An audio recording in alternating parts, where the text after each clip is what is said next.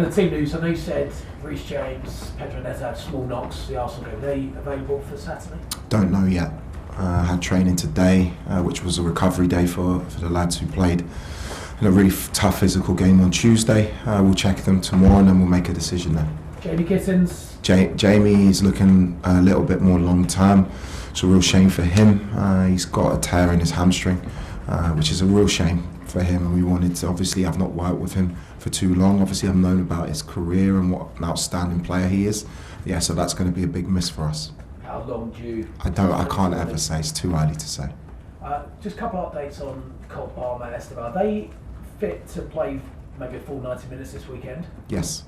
How long do you think it will be until Cole can play, say, back-to-back games at back-to-back 90 minutes? I think that's another really hypothetical question. What we're doing with not just Cole, all of the players, we have the very best medical team, we have the very best sports science team, we do many tests. We want to make sure that these players can play at the level that they need to play at to help us win. So in terms of Cole, there isn't a time frame. He's going to be perfect in a month or 2 months or 3 months. It's just game to game, and that's the way that we've been working with him. And I think that is the way we will have to continue working with him and a few of our players. And he understands that because he's bought in. He's been magnificent. He's been magnificent. He wants to be playing every minute of every game. We know the player that he is, the character that he is, but he's also maturing as a human being, and he understands the bigger picture, which is his career. Bearing in mind, I'm very conscious of this. The lads played in a Club World Cup, and then they went through the summer with no break. Then they've got to play so many games. Our schedule has been crazy. Then they have World Cups to go to and international games to play. I want to make sure that the well-being is correct for these players for their careers as well. Let's go back to Tuesday a little bit, if I may. There's been so much noise about the way you set your team up. Should you have gone more attacking? Should you not? Were you more justified because of what happened at the Etihad Stadium watching what Newcastle did against Manchester City? Are you surprised, first of all, that there's still been this continued noise and talk about it? And have you changed maybe your thinking on it, of whether maybe perhaps you could have had a go a little bit earlier? No, the noise doesn't surprise me at all. That comes with the territory of being the head coach and manager of Chelsea Football Club. If I was surprised by that, and then I wouldn't have been prepared for this role. What other teams do, the way other teams play, has got nothing to do with me. What people say outside of the club, what they think about the way my teams play, makes no difference to my decision making or what I think is the right thing for the team. In hindsight, we didn't go through, so you can always change and improve certain things that you do. But what I do feel at the same time, that was a very, very solid performance against the team who were very, very good at home, where we turned the tide in the second half and the game could have easily gone our way. So, yeah, disappointed not to go through, but now we move on and focus on Wolves. And there was a video circulating, I'm sure you've probably seen it. It was you before the game. You were really upset and angry with, I assume it was the Arsenal players because we didn't see it on the camera, going into your half of the pitch. Can you just tell us what was going on? It wasn't the players. I'm respectful. When you warm up, you have your half, the other team have their half. I've never asked my team or my coaches to encroach on the opposition's territory. In that moment, I didn't think it was right where they were operating in terms of if they were affecting my lads' warm-up and my staff's warm-up. So I asked them, maybe not politely, to make sure they stay in their half. I'm not here to have mind games, or it's just what I think is right and respectful, and hopefully we respect that and other teams do too. What was it specifically, if you don't mind me asking, that made you so angry? Because it's just probably a lot of us see you as quite a calm, level-headed guy, but you were really angry in that moment. I think there's certain etiquettes in football. I always try and be as respectful as possible. I always want to win. I've never asked my coaches, and I don't have an issue with anyone at Arsenal Football Club. A fantastic manager, Mikel, was someone I've got so much respect for. It was just in that moment, I didn't think that respect was shown to my team. Appreciate it. Cheers, Liam. Thanks, James. John? Just going back to Cole Palmer, how frustrating is it for you? He's available to you, but it seems you can't use him to his full potential at the moment. No, you want all of your players to be 100% of the time, but at the same time, that's just not going to happen. Not just in terms of Cole, but with every player, especially with the schedule that we have. I wouldn't say frustration is the word. I'm trying to get the very best out of him and my team at the same time. And also I'm taking into account, hopefully, the many games we have to play and the many competitions we're still in, to make sure that we're still very, very strong come April and May, and that affects my decision making. So how do you get the best out of him, given you can only play him at certain... No, it's not about not being able to only play him in certain games. It's like I said before, it's day by day. It's making sure that he feels right, that he can contribute to the team in the way that he wants to, and I'll keep working on that, and very soon I'm sure he'll be in a place where he can play every minute of every game, and I'll be a very happy man. Which is his best position? Do you see his best position as the number 10? Is that what you're seeing? His best position is on the pitch. Another player who's coming for a bit of criticism, Alejandro Garnacho. Have you had a chat with him? Have you had him in just to say what you expect from him? I've spoken to all of the players. I don't know where the criticism comes from. I think again it comes with the territory of being a player or a coach for this great club. Garner, like all the players, he had a difficult half against West Ham. I thought he showed some really bright moments coming on against Arsenal, and he's going to be massive for us. And we have a lot of games to come, and he'll have plenty of opportunities to show his quality. And how have the players reacted after Tuesday night? It was a blow. Yeah, massive blow. We believe we could go through. The lads were devastated, and rightfully so, after the game in the dressing room. But I've spoken to them. You get setbacks in life is how you respond. And the response in training today and in the meetings that we have had have been really positive. And we have to now focus on the future, which is Wolves on Saturday. Thanks, John. Jake?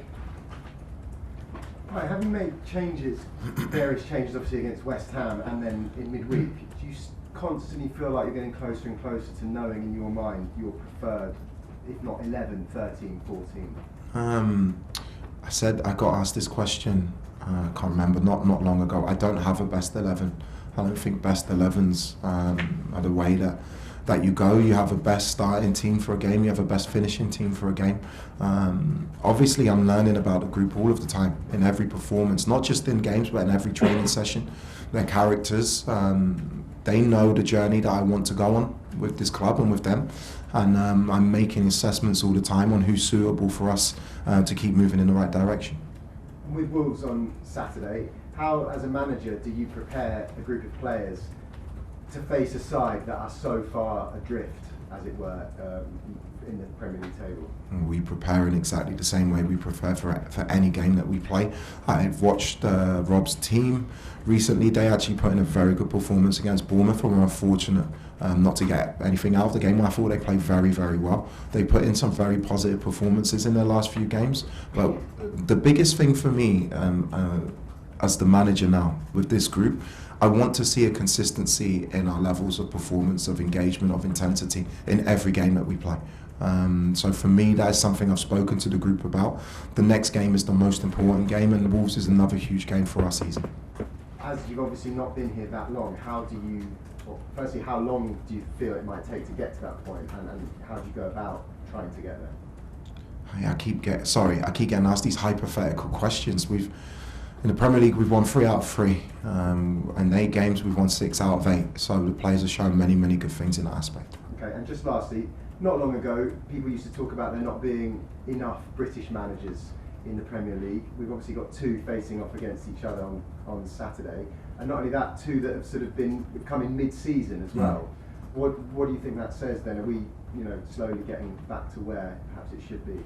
I don't want to speak on behalf of all British managers. I can speak from my own personal experience. I'm proud to be from this country. I'm proud to represent this club, being born in London.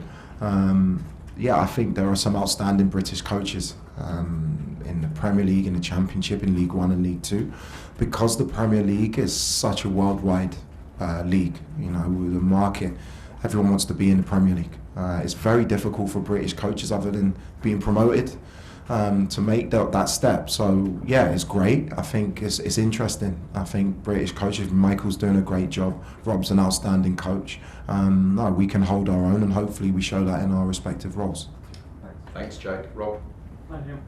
With Mamadou Sarr coming back mid-season, you've experienced the multi-club model now on the side of, I guess, the more dominant partner and the smaller club. Did you get a sense when you were in Strasbourg of being the junior partner in a model essentially built for the benefit of a bigger club? No, I didn't. You'll see Mamadou's come back. Aaron Anselmino is not a bad player. He's a fantastic player. Trevoh Chalobah's gone. This question is not about being a junior partner or a senior partner. They're two massive clubs. Strasbourg is a massive football club with its own identity, with its own culture and its own